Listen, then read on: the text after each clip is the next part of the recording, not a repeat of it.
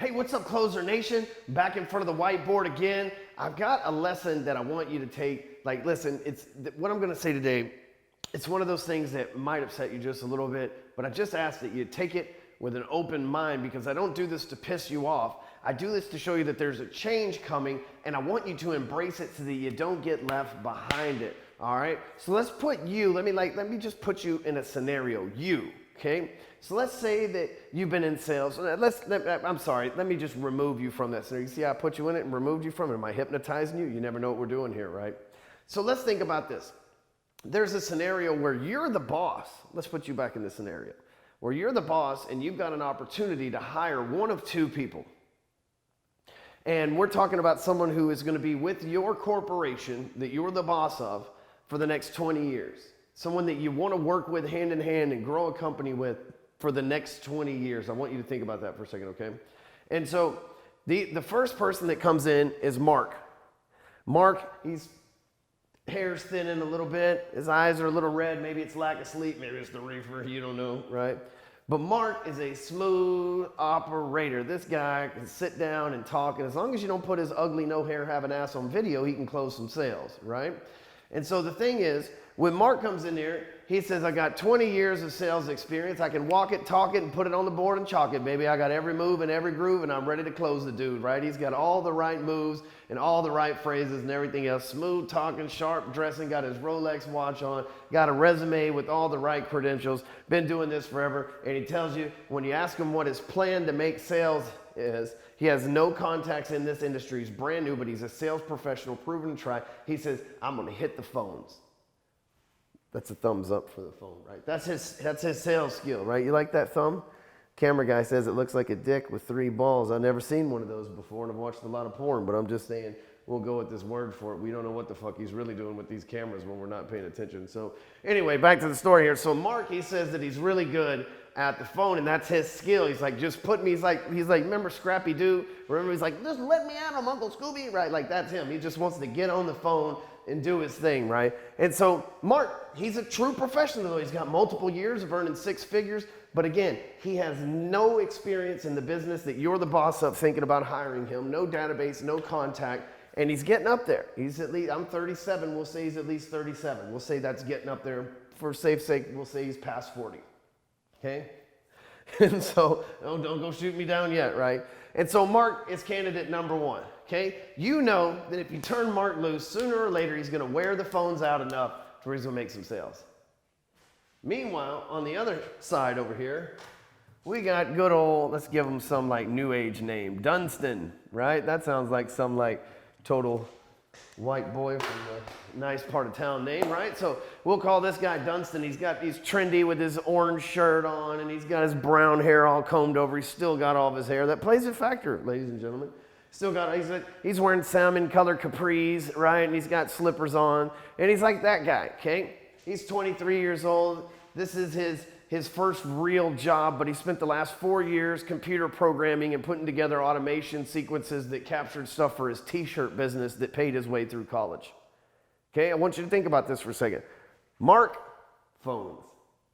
Dunstan, he's already got an internet-based business that paid his way through college. Now, maybe he doesn't even have a degree. Mark, we don't care if he has a degree either, so we'll take that off the table. But he's paid for the last, let's say, 5 years of his life. We'll take college off the table, that he's done that thanks to his internet business. And what you sell is something similar to what he generates leads for, which is why he's here for the job. And when Dunstan shows up, he's got apps on an iPhone that are already working that he can show you clear demonstration of his database. He's got a spreadsheet full of qualified prospects that he's already generated through his lead gen and his web-based computer programming skills that he's got. He shows up 100% prepared, and when the boss asks him, the boss asks him, they say, well, Dunstan, what's your marketing plan? He says, I plan on sending email marketing and SMS push notifications out to this entire list, letting them know that I'm here and how we can provide the services with them. And then I plan on automating the follow-up through the AI sequences that I created when I was downtime in the last couple of weeks, right? Who do you think is going to get that fucking job? Anybody? We'll wait for it. Who says Mark? Yeah. You're identifying with this guy too much if you picked him, because I can promise you salmon pants and everything in between. Dunstan's going to get that job. And the thing is, it's because you think, again, if you're the boss and you want to hire Mark, that's a reflection of you too, right? No disrespect, red eyes and everything, right? Who am I to judge? But what I'm saying is, the thing is with Mark, like you sympathize with that because you had to hit the phones and you think that's the only way of doing business. I promise you it's not. And in 20 years, Mark's going to cause your health insurance to go through the roof, right? The premiums that you pay as a company to have Mark because he's getting owned up there. He's probably going to have a 10 Red Bull a day habit, plus cigarettes, plus coffee, plus, hookers and blow. Fuck, you know how we are, right?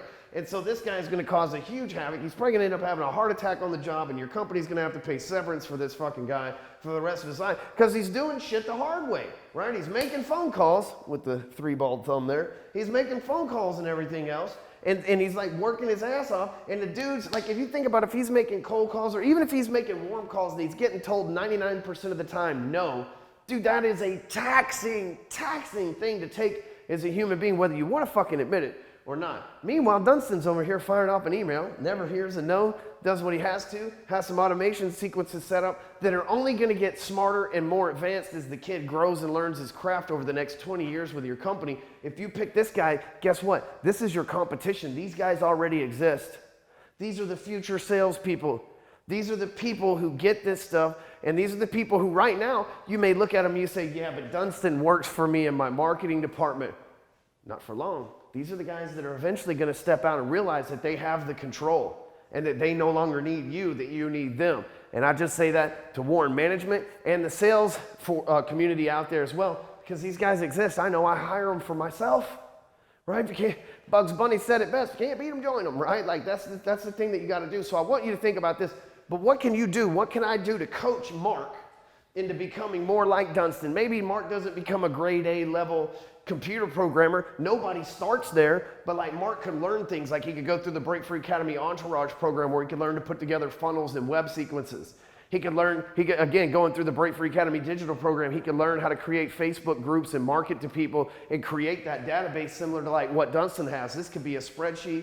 This could be a CRM. This could be a Facebook group. This could be a fan page. It could be an Instagram page. This database could be anything. And there's ways for Mark before it's too late, before this thumbs up turns to a thumb down, because this is only a 14% at most answered machine, and it is the least effective use of communication that we have. That is a phone, ladies and gentlemen, by the way. But Mark can be coached into being as hireable and as desirable in the near and present marketplace as Dunstan. And you, if you fall into the Mark category, which we were all there at one point, all of us that are over 30 years old right now are all in this category at one point, and you get to step out and not watch the future pass you by, but become the future. And you ask yourself, you want this? You just go to breakfreeacademy.com/entourage. Share it if you appreciate this. If you know salespeople that need to catch on this wave of the future, make sure you share it with them as well. Put it on LinkedIn, Facebook, and Twitter. And thanks for watching.